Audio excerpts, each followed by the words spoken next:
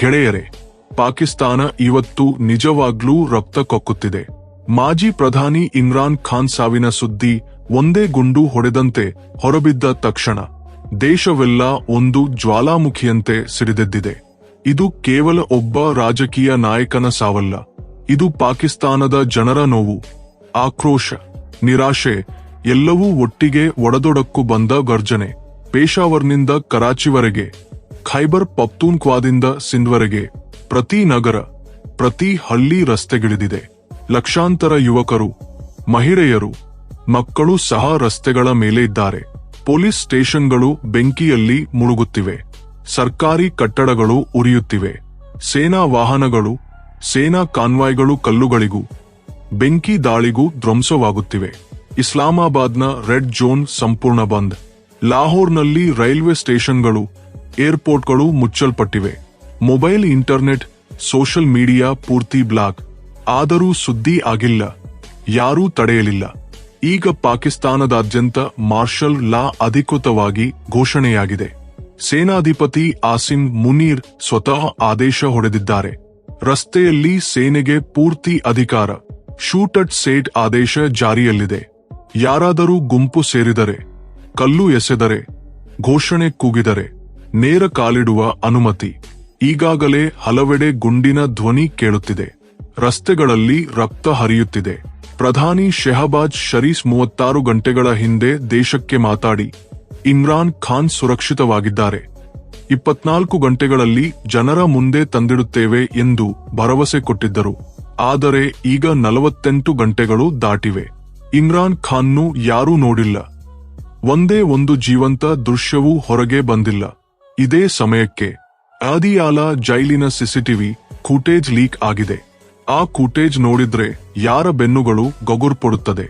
Imran ಖಾನ್ನು cell ಒಳಗೆ ಕರೆದೊಯ್ಯುತ್ತಿರುವ ದೃಶ್ಯ, ನಂತರ 7-8 ಮಂದಿ ಮುಖವಾಡ ಧರಿಸಿದವರು ಒಳಗೆ ಹೋಗುವುದು, ಕೋಣೆಯಿಂದ ರಕ್ತ ಹೊರಬರುವುದು, ಒಂದು ಶವವನ್ನು ಹೊರತಂದು ಹಾಕುವ ದೃಶ್ಯಗಳು ಸ್ಪಷ್ಟವಾಗಿ ಕಾಣುತ್ತವೆ. ಆ ಶವದ ಮುಖ ಮುಚ್ಚಲಾಗಿದೆ. ಆದರೆ ಇಮ್ರಾನ್ ಖಾನ್ ಧರಿಸುತ್ತಿದ್ದ ಆ ಚಾರ್ಮಿನಾರ್ ವಾಚ್ ಬಲಗೆ ಬೆರಳಿನ ಗಾಯದ ಗುರುತು ಸ್ಪಷ್ಟವಾಗಿ ಕಾಣುತ್ತಿದೆ. ಇಲ್ಲಿಯವರೆಗೆ ಪಾಕ್ ಸೇನೆ, ಸರ್ಕಾರ ಇಮ್ರಾನ್ ಜೀವಂತವಾಗಿದ್ದಾರೆ, ರಹಸ್ಯ ಸ್ಥಳದಲ್ಲಿದ್ದಾರೆ ಎಂದು ಹೇಳಿದ ಪ್ರತಿ ಮಾತು ಈ ಒಂದು ಸಿಸಿಟಿವಿ ಫುಟೇಜ್ನಿಂದ ಸುಳ್ಳೆಂದು ಬಯಲಾಗಿದೆ. ಪಾಕಿಸ್ತಾನ ಈಗ ಒಂದು ಅಂತರ್ಯುದ್ಧದ ಗಡಿಯಲ್ಲಿದೆ. ಇಮ್ರಾನ್ ಖಾನ್ ಅನುಯಾಯಿಗಳು ಇದು ಕೇವಲ ಹತ್ಯೆ ಅಲ್ಲ, ಇದು ಪಾಕಿಸ್ತಾನ ಪ್ರಜಾಪ್ರಭುತ್ವದ ಹತ್ಯೆ ಎಂದು ಕೂಗುತ್ತಿದ್ದಾರೆ. ದೇಶ ಎರಡಾಗಿ ಒಡೆದು ಹೋಗಿದೆ. ಒಂದು ಕಡೆ ಸೇನೆ, ಮತ್ತೊಂದು ಕಡೆ ಜನ. ಗೆಳೆಯರೆ, ಇದು ಇನ್ನೂ ಆರಂಭ ಮಾತ್ರ. ಮುಂದಿನ ಗಂಟೆಗಳು, ದಿನಗಳು ಪಾಕಿಸ್ತಾನವನ್ನು ಸಂಪೂರ್ಣ ಬದಲಾಯಿಸಲಿವೆ. ದೇಶ ಯಾವ ಕಡೆಗೆ ಹೋಗುತ್ತದೆ ಎಂದು ಈಗ ಯಾರಿಗೂ ಗೊತ್ತಿಲ್ಲ. ಇವತ್ತು ಪಾಕಿಸ್ತಾನದಲ್ಲಿ ನಡೆಯುತ್ತಿರುವ ಘಟನೆಗಳು ದೇಶದ ಇತಿಹಾಸದಲ್ಲೇ ಅತ್ಯಂತ ಭಯಾನಕ ತಿರುವು. ಲೀಕ್ ಆದ ಸಿಸಿಟಿವಿ ಫುಟೇಜ್ನಲ್ಲಿ ಮಾಜಿ ಪ್ರಧಾನಿ ಇಮ್ರಾನ್ ಖಾನ್ ಏಕಾಂಗಿಯಾಗಿ ಆದಿಯಾಲ ಜೈಲಿನ ಒಂದು ಚಿಕ್ಕ ಸೆಲ್ನಲ್ಲಿ ಕಾಣುತ್ತಾರೆ. ಕೆಲವೇ ಕ್ಷಣಗಳಲ್ಲಿ 3 ವ್ಯಕ್ತಿಗಳು ಒಳಗೆ ಬಂದು ಭೀಕರ ದಾಳಿ ನಡೆಸುತ್ತಾರೆ. ಕೈಕಾಲುಗಳನ್ನು ಬಿಗಿಯಾಗಿ ಹಿಡಿದು ಎಳೆಯುತ್ತಾರೆ, ನೆಲಕ್ಕೆ ತಳ್ಳುತ್ತಾರೆ. ನಂತರ ಕ್ಯಾಮೆರಾ ಇದ್ದಕ್ಕಿದ್ದಂತೆ ಆಚ್ ಆಗುತ್ತದೆ. ಆ ಫುಟೇಜ್ನಲ್ಲಿ ಒಬ್ಬ ವ್ಯಕ್ತಿ ತುಂಬಾ ಸ್ಪಷ್ಟವಾಗಿ ಕಾಣುತ್ತಾನೆ. ಅವನು ಪಾಕಿಸ್ತಾನ ಸೇನಾಧಿಪತಿ ಜನರಲ್ ಆಸಿಂ ಮುನೀರ್ ಎಂದು ಗುರುತಿಸಲಾಗಿದೆ. ಆ ಘಟನೆ 44 ದಿನಗಳ ಹಿಂದೆ ನಡೆದಿದೆ ಎಂಬ ಟೈಮ್ ಸ್ಟ್ಯಾಂಪ್ ಇದೆ. ಇವತ್ತು ಬೆಳಗ್ಗೆ ಅತ್ಯಂತ ರಹಸ್ಯವಾಗಿ ಬಂದ ತಾಜಾ ಸುದ್ದಿ, ಇಮ್ರಾನ್ ಖಾನ್ ಶವ ದೊರೆತಿದೆ. ಶರೀರವನ್ನು ಒಂದು ತಾಬೂತಿನಲ್ಲಿ ಇಟ್ಟು ಮುಚ್ಚಿಡಲಾಗಿದೆ ಎಂಬ ಮಾಹಿತಿ. ಕಳೆದ 45 ದಿನಗಳಿಂದ ಆತನ ಮಕ್ಕಳು, ಕುಟುಂಬಸ್ಥರು, ವಕೀಲರು ಯಾರನ್ನು ಭೇಟಿಗೆ ಬಿಡಲಿಲ್ಲ. ಹೈಕೋರ್ಟ್, ಸುಪ್ರೀಂ ಕೋರ್ಟ್ ಆದೇಶ ಬಂದರೂ ಜೈಲು ಅಧಿಕಾರಿಗಳು ಲೆಕ್ಕಿಸಲಿಲ್ಲ. ಈಗ ಪ್ರಧಾನಿ ಶೆಹಬಾಜ್ ಶರೀಫ್, ಸೇನಾಧಿಪತಿ ಜನರಲ್ ಆಸಿಂ ಮುನೀರ್ ಇಬ್ಬರು ಭಯದಿಂದ ಅಂಡರ್ಗ್ರೌಂಡ್ ಬಂಕರ್ಗಳಲ್ಲಿ ಅವಿತುಕೊಂಡಿದ್ದಾರೆ ಎಂಬ ನಂಬಿಕೆಯ ಮೂಲಗಳ ಸುದ್ದಿ. ಇಮ್ರಾನ್ ಖಾನ್ ಪಕ್ಷ, ಪಾಕಿಸ್ತಾನ ತೆಹ್ರೀಕ್ ಇನ್ಸಾಫ್ ಪಿಟಿಯ ಕಾರ್ಯಕರ್ತರು, ಬೆಂಬಲಿಗರು ಈಗ ದೇಶಾದ್ಯಂತ ರಸ್ತೆಗಿಳಿದಿದ್ದಾರೆ.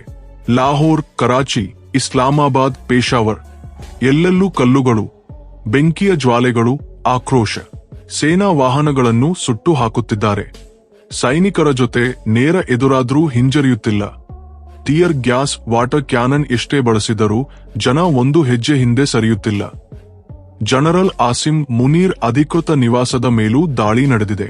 ಇಸ್ಲಾಮಾಬಾದ್ನಲ್ಲಿ ಸಂಸತ್ ಭವನದ ಬಳಿ ಭಾರೀ ಗಲಾಟೆ. ಜನ ಖಾನ್ ಜಿಂದಾ ಹೈ, ಮುನೀರ್ ಮುರ್ದಾಬಾದ್ ಎಂದು ಕೂಗುತ್ತಾ ಮುಂದೆ ಸಾಗುತ್ತಿದ್ದಾರೆ.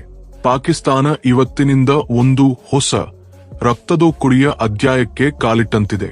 ಇಮ್ರಾನ್ ಖಾನ್ ಇನ್ನಿಲ್ಲ ಎಂಬ ಸುದ್ದಿ ಹಬ್ಬಿದ ನಿಮಿಷದಿಂದಲೇ ದೇಶ ಬೆಂಕಿಯಲ್ಲಿ ಮುಳುಗುತ್ತಿದೆ. ಗೆಳೆಯರೇ, ಈಗ ಯುನೈಟೆಡ್ ನೇಷನ್ಸ್ನಿಂದ ಪಾಕಿಸ್ತಾನಕ್ಕೆ ಎಂದಿಗಿಂತಲೂ ಕಠಿಣ ಎಚ್ಚರಿಕೆ ಬಂದಿದೆ. ಮಾಜಿ ಪ್ರಧಾನಿ ಇಮ್ರಾನ್ ಖಾನ್ನು 18 ಗಂಟೆಗಳ ಒಳಗೆ, ಸೇನಾಧಿಪತಿ ಜನರಲ್ ಆಸಿಮ್ ಮುನೀರ್ನು 24 ಗಂಟೆಗಳ ಒಳಗೆ ಜೀವಂತವಾಗಿ ಜಗತ್ತಿನ ಮುಂದೆ ತಂದಿಲ್ಲವಾದರೆ ಪಾಕಿಸ್ತಾನವನ್ನು ಅಧಿಕೃತವಾಗಿ ಉಗ್ರರಾಷ್ಟ್ರ ಎಂದು ಘೋಷಿಸುತ್ತೇವೆ. ಪೂರ್ತಿ ಆರ್ಥಿಕ ನಿರ್ಬಂಧಗಳನ್ನು ವಿಧಿಸುತ್ತೇವೆ. ಅಗತ್ಯ ಬಿದ್ದರೆ ಯುಎನ್ ಶಾಂತಿ ಸೇನೆಗಳು ನೇರವಾಗಿ ಪಾಕಿಸ್ತಾನ ಭೂಪ್ರದೇಶಕ್ಕೆ ಬಂದು ಕ್ರಮ ಕೈಗೊಳ್ಳುತ್ತವೆ ಎಂಬ ಸ್ಪಷ್ಟ ಅಲ್ಟಿಮೇಟಮ್ ಯುಎನ್ ಸೆಕ್ಯುರಿಟಿ ಕೌನ್ಸಿಲ್ ಘೋಷಿಸಿದೆ. ಗೆಳೆಯರೇ, ಇಮ್ರಾನ್ ಖಾನ್ ಕುಟುಂಬ ಈಗ ಬಹಿರಂಗವಾಗಿ ಭಯಂಕರ ಆರೋಪ ಮಾಡುತ್ತಿದೆ. ಪ್ರಸ್ತುತ ಪ್ರಧಾನಿ ಶೆಹಬಾಜ್ ಶರೀಫ್, ಸೇನಾಧಿಪತಿ ಆಸಿಮ್ ಮುನೀರ್ ಒಟ್ಟಾಗಿ ಸೇರಿ ಆದಿಯಾಲ ಜೈಲಿನಲ್ಲೇ ಇಮ್ರಾನ್ ಖಾನ್ನು ಹತ್ಯೆ ಮಾಡಿದ್ದಾರೆ ಎಂದು ದುಗಟದಿಂದ ಹೇಳುತ್ತಿದ್ದಾರೆ. ಆ ರಾತ್ರಿ ಆದಿಯಾಲ ಜೈಲಿನ ಸಿಸಿಟಿವಿಯಲ್ಲಿ ಆಸಿಮ್ ಮುನೀರ್ ಸ್ವತಃ ಕಾಣುತ್ತಿದ್ದಾರೆ. ಆ ದಿನ ಆತ ಜೈಲಿಗೆ ಬಂದಿದ್ದ ಎಂಬ ದೃಶ್ಯ ಆಧಾರಗಳು ಹೊರಗೆ ಬಂದಿವೆ ಎಂದು ಕುಟುಂಬ ಹೇಳುತ್ತಿದೆ. ಇದರಿಂದ ಪಾಕಿಸ್ತಾನದಾದ್ಯಂತ ಜನರಲ್ಲಿ ಭಾರೀ ಆಕ್ರೋಶ. ಲಾಹೋರ್ನಿಂದ ಕರಾಚಿವರೆಗೆ ಒಂದೇ ಘೋಷಣೆ, ಆಸಿಮ್ ಮುನೀರ್ ಎಲ್ಲಿದ್ದರೂ ಹೊರಗೆಳೆದು ಜನ ಕೋರ್ಟಿಗೆ ನಿಲ್ಲಿಸುತ್ತೇವೆ. ಗೆಳೆಯರೇ, ಈ ಗೊಂದಲವನ್ನು ಬಳಸಿಕೊಂಡು ಭಾರತವು ತನ್ನ ದೀರ್ಘಕಾಲಿಕ ನಿಲುವನ್ನು ಸ್ಪಷ್ಟವಾಗಿ ಹೇಳಿದೆ. ಪಾಕಿಸ್ತಾನ ಆಕ್ರಮಿತ ಕಾಶ್ಮೀರ ಪಿಒಕೆ ಸಂಪೂರ್ಣ ಸಿಂಧ್ ಪ್ರದೇಶ ಸಹಿತ ಅಕ್ರಮವಾಗಿ ಆಕ್ರಮಿಸಿಕೊಂಡ ಎಲ್ಲ ಭಾರತೀಯ ಭೂಭಾಗಗಳನ್ನು ಮರಳಿ ವಶಪಡಿಸಿಕೊಳ್ಳಲು ಭಾರತೀಯ ಸೇನೆ ಈಗಾಗಲೇ ಕಾರ್ಯಾಚರಣೆ ಶುರು ಮಾಡಿದೆ ಎಂದು ಅಧಿಕೃತವಾಗಿ ಘೋಷಿಸಿದೆ. ಅದೇ ಸಮಯದಲ್ಲಿ ಪಶ್ಚಿಮ ಗಡಿಯಿಂದ ಅಫ್ಘಾನಿಸ್ತಾನ ಸೇನೆಗಳು ಪಾಕಿಸ್ತಾನದ ಮೇಲೆ ಭಾರೀ ದಾಳಿ ಶುರು ಮಾಡಿವೆ ಎಂಬ ವಿಶ್ವಾಸಾರ್ಹ ಸುದ್ದಿಗಳು ಬರುತ್ತಿವೆ. ಬಲೂಚಿಸ್ತಾನ, ಖೈಬರ್ ಪಖ್ತೂನ್ಖ್ವಾ ಪ್ರದೇಶಗಳಲ್ಲಿ ಸ್ವಾತಂತ್ರ್ಯ ಚಳವಳಿಗಳು ಇನ್ನಷ್ಟು ಉಲ್ಬಣಗೊಂಡಿವೆ. ಗೆಳೆಯರೇ, ಒಟ್ಟಾರೆ ನೋಡಿದ್ರೆ ಪಾಕಿಸ್ತಾನ ಈಗ 4 ಕಡೆಗಳಿಂದ ತೀವ್ರ ಒತ್ತಡಕ್ಕೆ ಸಿಲುಕಿದೆ. ಆರ್ಥಿಕವಾಗಿ ಕುಸಿದು ಬಿದ್ದಿರುವ ದೇಶ, ರಾಜಕೀಯವಾಗಿ, ಸೇನಾ ದೃಷ್ಟಿಯಿಂದಲೂ ಪೂರ್ತಿ ಅಸ್ಥಿರ. ಅಂತಾರಾಷ್ಟ್ರೀಯ ಸಮುದಾಯದಿಂದ ಬರಲಿರುವ ನಿರ್ಬಂಧಗಳು, ಒಳಗಿನಿಂದ ಏರುತ್ತಿರುವ ಜನಾಕ್ರೋಶ, ನೆರೆ ದೇಶಗಳ ಸೇನಾ ಒತ್ತಡ, ಇವೆಲ್ಲ ಸೇರಿ ಪಾಕಿಸ್ತಾನವನ್ನು ತುಂಡು ತುಂಡಾಗಿ ವಿಭಜನೆಯ ಕಡೆಗೆ ತಳ್ಳುತ್ತಿವೆ. ಮುಂದಿನ ಕೆಲವೇ ದಿನಗಳು ಈ ದೇಶದ ಭವಿಷ್ಯವನ್ನು ನಿರ್ಧರಿಸಲಿವೆ. ಗೆಳೆಯರೇ, ಈಗ ನಿಮ್ಗೆ ಏನ್ನಿಸುತ್ತಿದೆ? ಪಾಕಿಸ್ತಾನದಲ್ಲಿ ಸರ್ಕಾರ ನಿಜವಾಗ್ಲೂ ಜನರ ಮಾತು ಕೇಳುತ್ತದೆಯೇ? ಅಲ್ಲಿ ನಿಗೂಢವಾಗಿ ಅಧಿಕಾರವೆಲ್ಲ ಸೇನೆ ಕೈಯಲ್ಲೇ ಇದೆ ಎಂಬುದು ಸ್ಪಷ್ಟವಾಗಿ ಗೋಚರಿಸುತ್ತಿದೆ. ಈಗ ಆ ದೇಶವನ್ನು ಪೂರ್ತಿಯಾಗಿ ರಹಸ್ಯವಾಗಿ ಆಸಿಮ್ ಮುನೀರ್ ಒಬ್ಬನೇ ನಿಯಂತ್ರಿಸುತ್ತಿದ್ದಾನೆ ಎಂಬುದು ತುಂಬಾ ಸ್ಪಷ್ಟವಾಗಿ ಕಾಣುತ್ತಿದೆ. ಯಾಕೆಂದರೆ ಸೇನಾ ಬಲವೇ ಸರ್ಕಾರದ ನಿರ್ಧಾರಗಳನ್ನು ಆಳುತ್ತಿದೆ. ಸ್ನೇಹಿತರೆ, ಈ ಮಹತ್ವದ ವಿಷಯದ ಬಗ್ಗೆ ನಿಮ್ಮ ವೈಯಕ್ತಿಕ ಅಭಿಪ್ರಾಯವನ್ನು ಕಾಮೆಂಟ್ ಮೂಲಕ ಖಂಡಿತ ತಿಳಿಸಿ. ನೀವು ಯಾವ ಊರಿನಿಂದ ಈ ವಿಡಿಯೋ ನೋಡುತ್ತಿದ್ದೀರಿ ಎಂಬುದನ್ನು ಹೇಳಿ. ಇಂತಹ ಪ್ರಾಮಾಣಿಕ ಮತ್ತು ನಂಬಿಕೆಯ ಸುದ್ದಿ ವಿಶ್ಲೇಷಣೆಗಳಿಗಾಗಿ ನಮ್ಮ ಚಾನಲ್ನು ಖಂಡಿತ ಸಬ್ಸ್ಕ್ರೈಬ್ ಮಾಡಿಕೊಳ್ಳಿ. ಬೆಲ್ ಐಕಾನ್ ಒತ್ತುವುದನ್ನು ಮರೆಯಬೇಡಿ. ಅದು ನಿಮಗೆ ಹೊಸ ನೋಟಿಫಿಕೇಶನ್ ಕಳುಹಿಸುತ್ತದೆ. ನಿಮ್ಮ ಸಮಯಕ್ಕೂ ಆಸಕ್ತಿಗೂ ಧನ್ಯವಾದಗಳು. ಜೈ ಹಿಂದ್, ಜೈ ಭಾರತ್.